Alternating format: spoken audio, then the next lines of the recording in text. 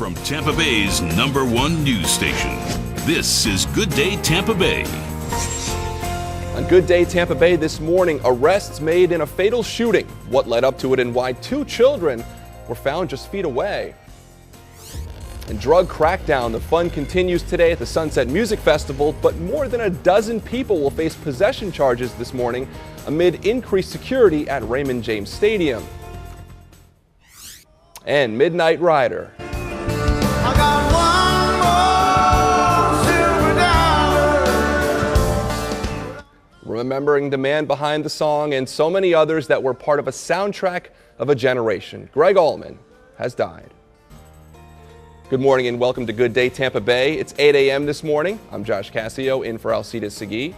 What started with reports of gunshots has now landed a Pinellas County man in jail for second-degree murder and his girlfriend facing charges of child neglect. Fox 13's Kelly Cowan is live outside the Pinellas County Jail with details of this deadly investigation. Kelly. That's Kelly Cowan live. Kelly, thanks. The Sunset Music Festival continues today in Tampa. As we've been reporting, you can expect an increase in security. Tampa police say they made 14 felony arrests last night and 4 misdemeanors, the majority of which, as you can imagine, were for drug possession. Stepped-up tactics have been used this year after 2 people died from drug overdoses in 2016. The event starts up again at 3 this afternoon. It runs until midnight. Well, new this morning, Polk County Fire Rescue were on scene of a structure fire in Mulberry. They say an abandoned repair shop has gone up in flames. This is near State Road 60 and Shady Hammock Drive.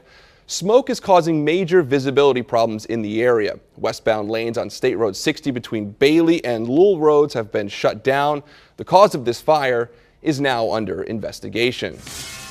Well, President Trump is back at the White House this morning after a whirlwind trip that saw him meet with dozens of leaders in 5 different countries.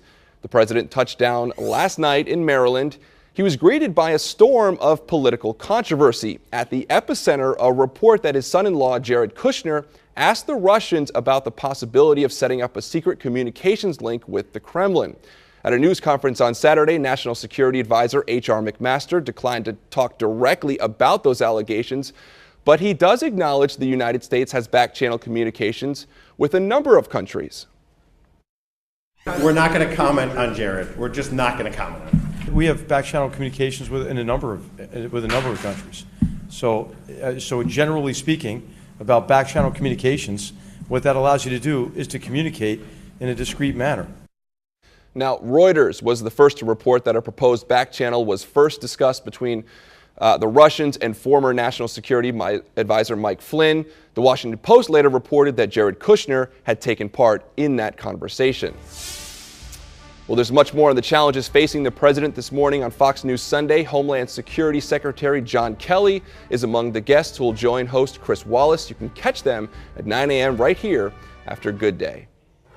Well, police in Manchester, England are sharing new images of suicide bomber Salman Adebi. They were taken on the night he killed 20 people at the Ariana Grande concert. Authorities say they're making major progress in their investigation. 2 more people were arrested Saturday in connection with the attack. 11 people are now in custody.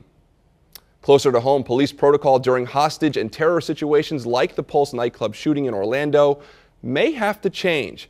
In a new article, a group hired by the Justice Department addressed concerns about why Orlando police waited more than 3 hours to confront Omar Mateen. The gunman called 911 during last year's attack to declare his allegiance to ISIS. Now, in a statement, the Orlando Police Department said their policies and procedures are constantly being updated, and they say another update will happen once this review is complete. Well, this holiday weekend, of course, isn't just for cooking out at the beach. Memorial Day is a time we honor those who paid the ultimate sacrifice for our country. There are a number of events planned across the Bay Area today, including a ceremony at Veterans Memorial Park in Tampa. It starts at 11 o'clock this morning. And the Tampa Bay Veterans Alliance will also host its annual Memorial Day ceremony. That's this afternoon. It runs from 1 until 4. It's located at Florida's Veterans Memorial Plaza at Crest Lake Park. The event will include speeches and appearances from a number of city officials. The Marine Honor Guard will also be on hand. And of course, tomorrow, another big day. One of them is among the largest in the country. The Bay Pines Memorial Day ceremony is scheduled for 10 a.m. Alcida Segui will be emceeing the event. Senator Bill Nelson will also be there speaking, and thousands of people are expected to attend. Well, a pioneer of American music has died. Greg Allman passed away at his home in Georgia. He and his brother, of course, founded the legendary band, the Allman Brothers, and they recorded several classics like Midnight Rider and Ramblin' Man. Fox's Laura Ingle has more this morning on his life and his music. Music legend Greg Allman is dead. The blues singer's raspy, throaty voice made him stand. Well, still ahead, the meeting in London between the Prince and the President. Plus, a 10-year-old falls off a water slide at a brand new water park, and amazingly, he's able to walk away.